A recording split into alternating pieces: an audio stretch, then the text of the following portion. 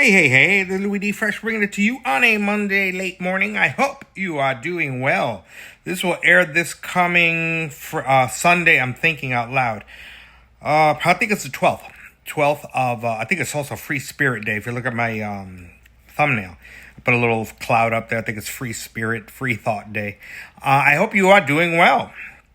What we're going to be talking about today on the YouTube channel, on the college portion of your YouTube channel, we're going to be talking a little bit, because I mentioned last time about aid. I gave you the different sectors: the federal aid, state aid, college-based aid, and the private scholarship aid. I'm not sure, may do a series on that, but I want to tackle the first one because it's like any building.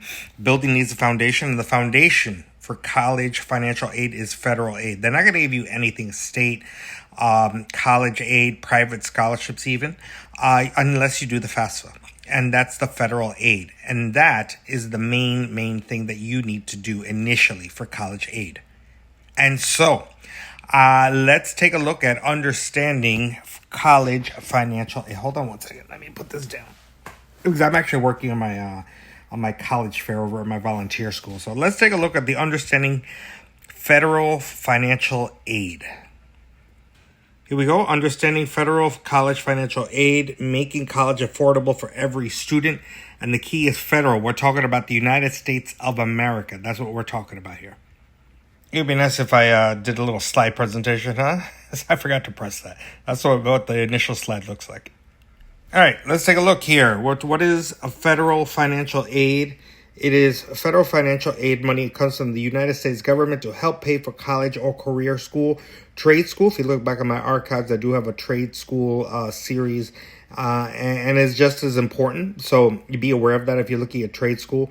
That includes grants, loans, and work study programs. The only thing that's free, I should say, that is not NOT, not free, are loans. That you need to pay back, but work study, I probably need to do a video on that. I don't believe I have one. And grants, that's all free monies except for loans. Why does federal aid matter? Because it makes higher education possible for all in all 50 states. And again, when we're talking about federal aid, we are indeed talking about the United States. We're not talking about because I know I have many followers humbly outside of the States. I'm just talking about what's taking place here. If you live outside of the United States, take a look elsewhere, because there may be some type of aid that will gear you to coming here to the United States. Reduce student loan debt. Like I said, loans are things we'll talk about in the springtime that you do need to return. Offers flexible repayment options. That is true. And if you talk to your, if that's indeed what we're talking about in terms of federal aid, if you something you need to pay back, they will offer plans for you. And encourages lifelong learning and opportunity, because here in the States, what can be free is all the way from kindergarten or pre-kindergarten to grade 12, which is finishing up high school. That is something that by law you are entitled to, but after that you are not, and that's where federal aid comes in, so it's not as expensive. What types of federal aid do we have? The main types, so we have grants, as I mentioned. Those are free money that doesn't need to be repaid. Loans borrowed but must be repaid with interest. So it's definitely not a gift. A work study, those are part-time campus or community jobs. I really think I do need to do a video on work study. The work study, what's important about that is that when you're working, it's not for your own pocket, but rather for your tuition and fees. So that's really, really important. How to apply. The very first thing we're talking about is the FAFSA, the free application for student aid, and then there as at studentaid.gov. If you're doing something else like .com or something else, you wind up paying for it, and that means it is a scam, because free means indeed free. This is how to apply. Provide all your family's financial details, such as do they own a business? Do they own a farm? Do they own more than one house? Things of that nature. Submit before your school's deadline. Again, that's something that you need to look at on a college by college basis. But a good rule of thumb, the earlier you get it done, the quicker you can find out what you're entitled to. So right now, this will air October 12th of 2025. Get it done now. It is open. It is live. and receive your student aid report, the SAR. It tells you how much the government will give you in terms of a grant. Factors that determine aid, financial need, because this is not about, remember I mentioned in previous video, the previous video I talked about need aid and merit-based. Need aid based on income, assets, meaning what you own. You may own a car, you may own a tractor, household size. You may just be mama, papa, and yourself, or you may have mom, grandmom, three siblings, and a cousin living there.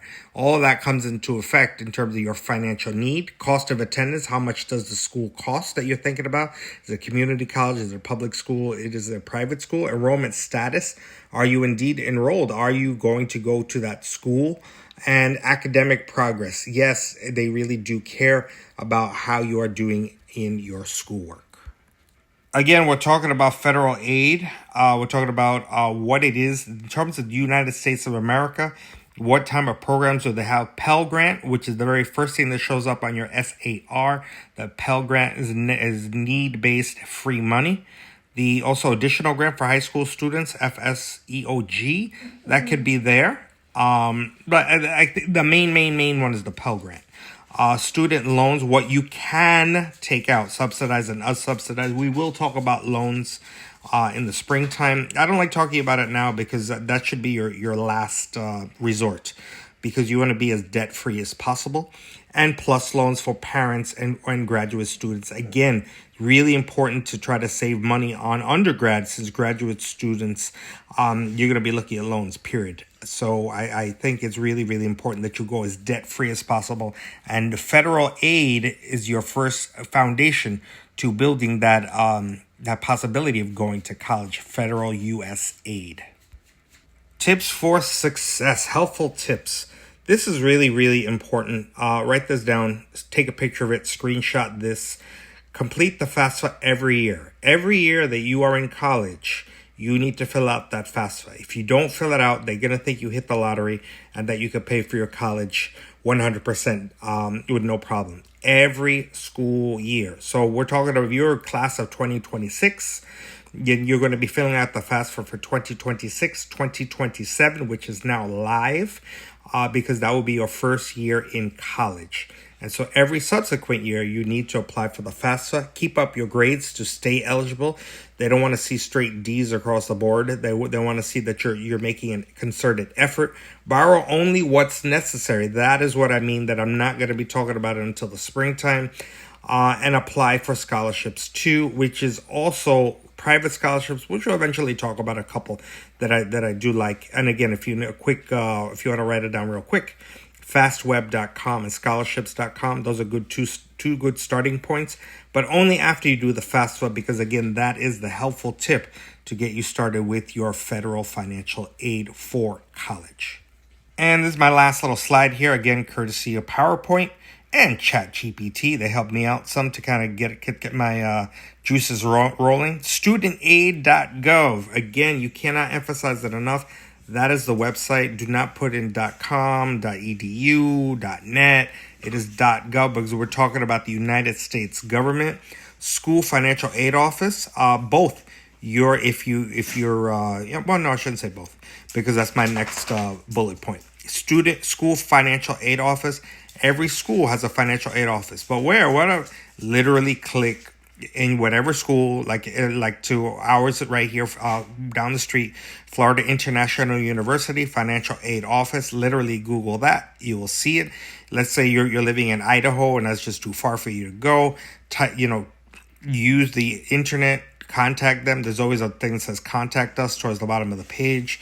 And ask your questions. And if you live nearby, like myself at Florida International University, make a trip, ask some questions, write it down. Don't just think about it, write it down and ask your questions. Go to your high school counselor or college advisor. Some people have CAP advisors.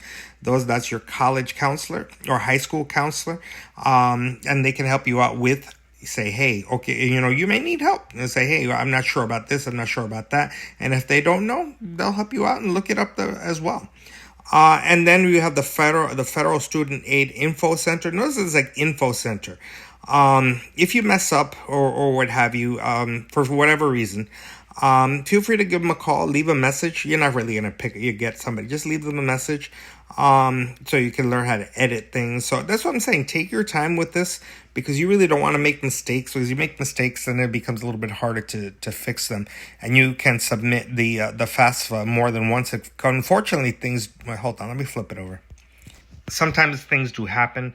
They're unfortunate. Sometimes a parent passes away, somebody loses a job, there is some type of financial hardship that and that's something that you're gonna make note of. So unfortunately, yes, you can submit the FAFSA more than once, a free application for financial aid, something like that, and things happen.